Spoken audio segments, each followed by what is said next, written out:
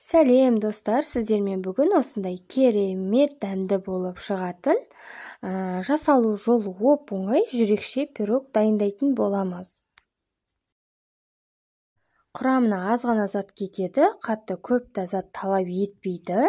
Бізге ең керегі осындай 3 жұмыртқа, жылы сүт, 1 кесе қантымыз керек болады. Мен описаниеге қалдыратын боламын керек заттарды. Бізге ең алдымен осындай 3 жұмыртқамызды бір ыдысқа шағып аламыз. Осылай 1 кесе қантымызды салып, миксермен 1 келкі масса болғанша жақсылап араластырып аламыз. Менің видеомды соңына дейін қарап, өз пікірлеріңізді қалдырып, ұнап жатса лайк басып, тіркелмеген жандар болса, тіркеліп кетіңіздер. Осылай жұмыртқамыз бен қантымыз осылай кішкене көпсіп, үлкен болып ісіп шығуы қажет. Менде осындай 1 келкі масса болды. Қантымыз жақсы еріді.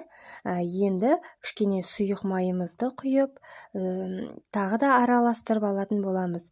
Жақсылап араластырып алуымыз қажет. Міне мен жақсылап осылай араластырып алдым.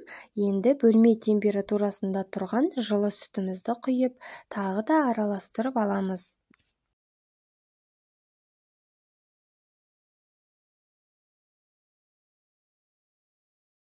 Енді менде осындай бір келкі масса шықты. Енді аздап ұнымызды салып, үстінен қопсытқышымызды салып, 1 келкі масса болғанша араластырып аламыз.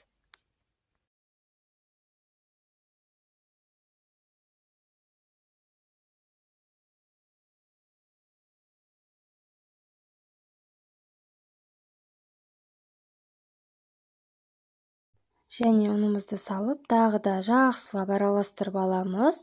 Осылай ұнды аз-аздан сала отыра, 1 келкі масса шығарып, осылай араластырамыз.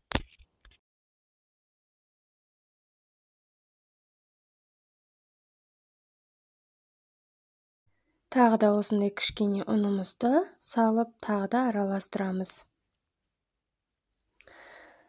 Осындай бір тегіс масса шыққанша жақсылап араластырып алуымыз қажет. Өйткені бізде түйіршіктеліп қалмау үшін. Енді осындай 2 қасық, 1 қасық та жетеді. Негізі мен 2 қасық алдым. Егер краситель болса, краситель араластырсаңыздар да болады. Менде осындай какао ұнтағы бар екен. Осылай араластырып, менде осындай формамның диаметрі 26 сантиметр. Сіздерде 21-22 сантиметр болса, қолдансаңыздар болады. Мен осындай кішкене майымды жағып алдым. Енді салмамызды бір тегіс етіп салып алатын боламыз.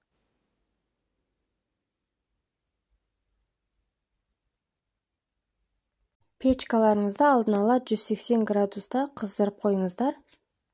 Осылай салмамызды салып болдық. Енді үстінде жаңағы жүрекшелерді жасайтын боламыз. Мен спричпен қолдандым. Сіздер арнайы кондитерлік пакетті қолдансаңыздар болады.